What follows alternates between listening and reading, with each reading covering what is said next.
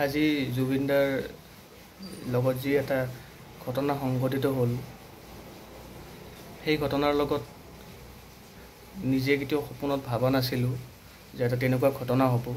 আৰু দ্বিতীয় কথাটো হ'ল, যোৱাকালি গোটেই ৰাতিটো শুবই পৰা নাই আৰু মায়াবিনীটোৱে এনি টাইম গাই আছোঁ, জানো প্ৰাৰ্থনা কৰিছোঁ। আৰু মই যিহেতু গান ভাল নাগাওঁ, মই গীটাৰ অলপ চলপ বজাব জানো, গতিকে মই গীটাৰটো দি জুবিনদাক মনত পেলাইছোঁ। আৰু এইটো কোনো ভাইৰেল হোৱাৰ কাৰণে চেষ্টা কৰা নাই, কিন্তু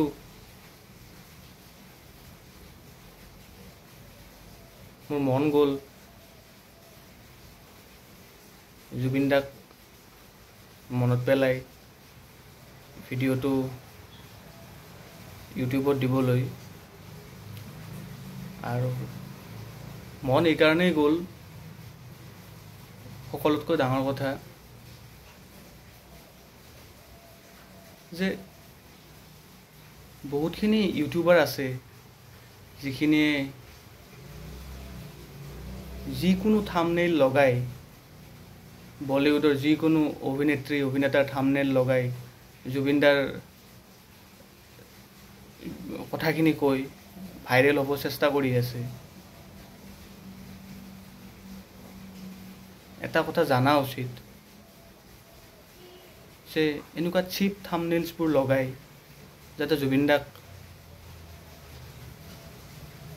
কথাখিনি কৈ আমাক অপমানিত নকৰে। আৰু মায়াবিনী গানটো মই মোৰ মাৰ মোবাইলত মিউজিকটো এটা ইউটিউবৰ পৰা প্লে' কৰি এটা মিউজিক এটা হেৰি কৰিছোঁ, বেকগ্ৰাউণ্ডত বজাই থৈছোঁ। আৰু খুব খালী খালী লাগি আছে, মই সেইকাৰণে মায়াবিনী গানটো বজাইছোঁ। আৰু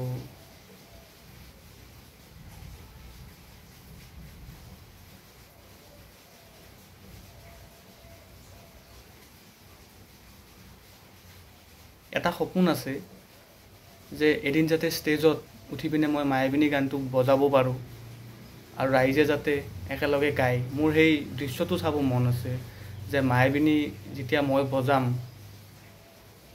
ৰাইজে যেতিয়া মায়াবিনীখিনি গাব, সেইটো কেনেকুৱা এটা দৃশ্য হ'ব, কেনেকুৱা এটা স্বৰ্গীয় অনুভৱ এটা হ'ব। মোৰ সেই দৃশ্যটো এবাৰ চাব মন আছে। আৰু ভাৱৰ সোঁতত উঠি বাহিটো বহুত কথাই ক'লোঁ, তথাপি মই বজাব লৈছোঁ। এই আপোনালোকৰ সন্মুখত মায়াবিনী, মোৰ ফালৰ পৰা সামান্য ধূলিকণা সদৃশ এটা প্ৰয়াস।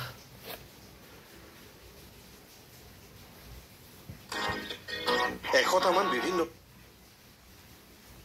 গোন্ধ, এইবোৰ নাইকিয়া হোৱাৰ কোনো চান্সেই নাই। এবাৰ ইয়াৰে ৱাশ কৰিলে গোটেই 100টা গোন্ধেই গুচি যাব। নতুন লিকুইড ইয়াৰ ট্ৰপিকেল নেমুৰ শক্তিয়ে আমাৰ ইমোশ্যনেটো আৰু বিজনেছটো নাৰাখে, বিজনেছ চলিবই, গতিকে এড আহি আছে।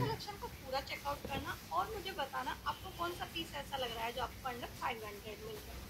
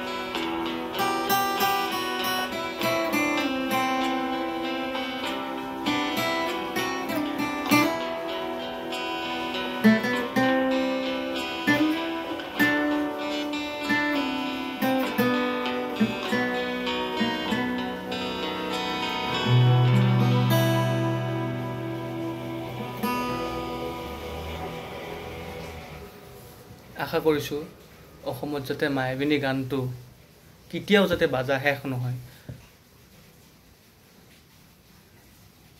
আৰু একো ক'বলৈ নাই, জয় জুবিন দা। আমি আপোনাক খুব ভাল পাওঁ আৰু আপোনাৰ গীত, আপোনাৰ কথা আমি সদায় জীৱনটো আমাৰ অন্তৰত লৈ জীয়াই থাকিম।